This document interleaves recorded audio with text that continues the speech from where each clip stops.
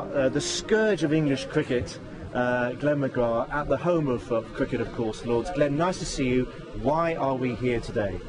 Yeah, no, it's great to be back at the home of cricket here. This behind me here, Lords, outside my home ground, the SCG. This is my favourite ground in the world. Now listen, you could take your Warnes and your Muralitharans with their 2 paces of bowling, okay? Yeah. But the reality is, you're the guys who made the effort, you're the guys who had the physical exertions. Am I right in saying you have got more wickets than any other fast bowler in the history of cricket? For test matches, yeah. What that means, I just played longer than everyone else. So what it means is you bent your back more than most people, certainly more than those unintelligent spinners. Yeah, and those dodgy batsmen who are a dopey bunch at the best of times. But no, I'm not sure what it is. I'm very lucky. I was lucky enough to play in the Australian team for 14 years, and even now, when I get up in the morning, jump out of bed, I've got no aches and pains, no needles or injuries or anything. So definitely one of the lucky ones. Wow, you are a lucky one. And the great player that you were, you also were lucky, or not, to have played in a great team. I mean, there were great players around you as well. We mentioned Warne, but I mean, the list is endless. Yeah. The War brothers, Gilchrist, Hayden, Langer, great team. Yeah, no, it's amazing era of Australian cricket to be involved in. The guys like you said, Steve Waugh, Ricky Ponting, Matty Hayden, Adam Gilchrist, Shane Warne. Those guys filled you with a lot of confidence every time you went on the field, and you only had to look beside you, and to go out play with those guys. It was pretty special, and it filled you with a lot of confidence. You'd go out thinking you could win every single game.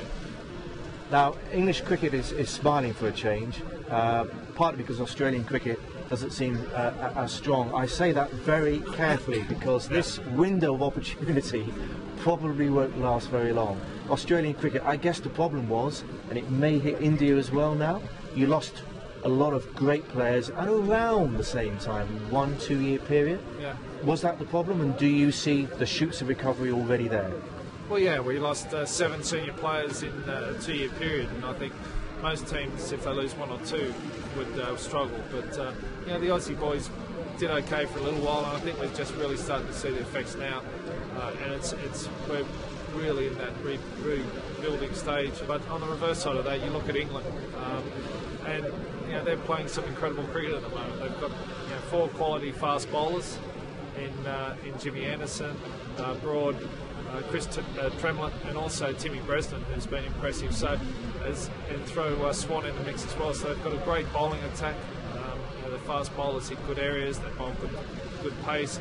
I think they're all, because they're tall as well, they get that bounce, and that helps as well. So the fact that their bowling attack's so strong, the rest of the players can work around it, and that's, to me, why they're so dominant at the moment. Now, how did you, as a proud Australian, find last winter? Because it's been a long while, hasn't it, since when you and I were both almost kids the last time England deservedly won an Ashes series down under. Was that painful for you, or? Yeah, no, it was pretty bloody tough. Yeah, I remember watching our guys bowl, and I was sitting at home, sort of watching on TV, and I was getting frustrated. I had to turn the TV off after watching 3 or 4 overs. So, but again, our guys, we had no consistency. We were bowling both sides of the wicket, building no pressure up.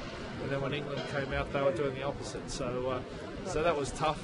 And as tough as it is for me to say England's #1 in the world, they probably deserve it. Well, they definitely deserve it. And there were 1 or 2 similarities. And I know, obviously, you were a world-renowned bowler. Although you have made your point that you had your moments with the bat, not many, but a few. But even you'll recognise, for someone like, say, Alistair Cook, to bat for that long, and there's a real touch of the Langers about that sort of mental strength, and others as well. Trott. Yeah, they've got some quality batsmen as well who can go out there and build a big innings and bat for a long time.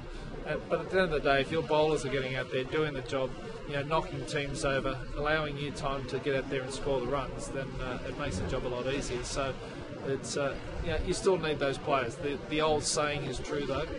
Bowlers win matches, batsmen can only save them. Spoken like a true fast bowler. But you're right, you need 20 wickets to win a test match, don't you?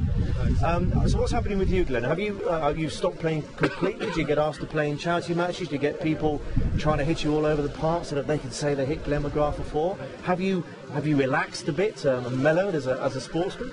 I'm always pretty mellow, wasn't I? But not sure about that. I don't play. I'm fully retired. There's no desire to be playing anymore, which means I retired at the right time. The odd charity match here or there, which I quite enjoy. But there's time for other challenges. I do a lot of still have a lot of sponsors, corporate stuff. Obviously, the McGrath Foundation is something that I'm very proud of. Just tell us about that, because not everybody knows about the McGrath Foundation.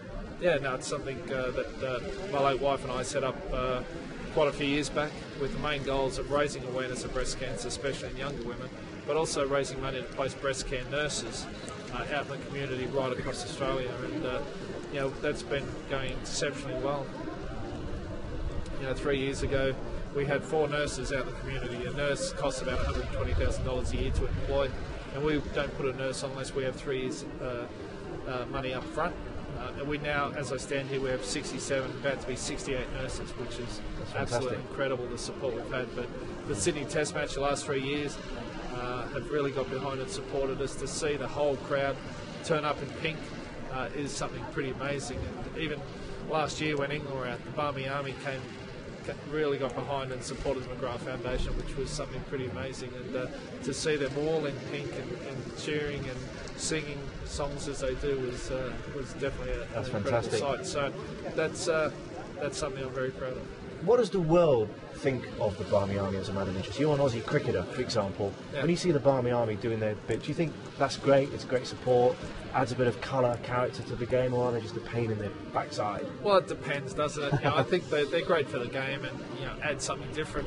Obviously, if you're playing for Australia and you're doing well, then you don't mind them, you can give a bit back. But if you're playing for Australia or another team and England's dominating, then it's pretty bloody tough. All right, Glenn, finally, Australia will come back, obviously, but do you think for the foreseeable future at least, because England backed up the Ashes victory, didn't they, with a comprehensive win over India as well, do you think they're going to be around for a while now, this particular team as number one, as indeed your team was for, a decade really? I'm not suggesting a decade for England, but a few years yet?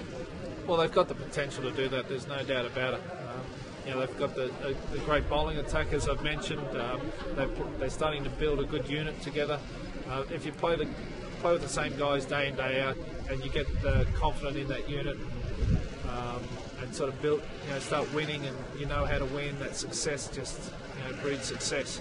So basically, if they have the same team, then I think they'll be number one for quite a while to come.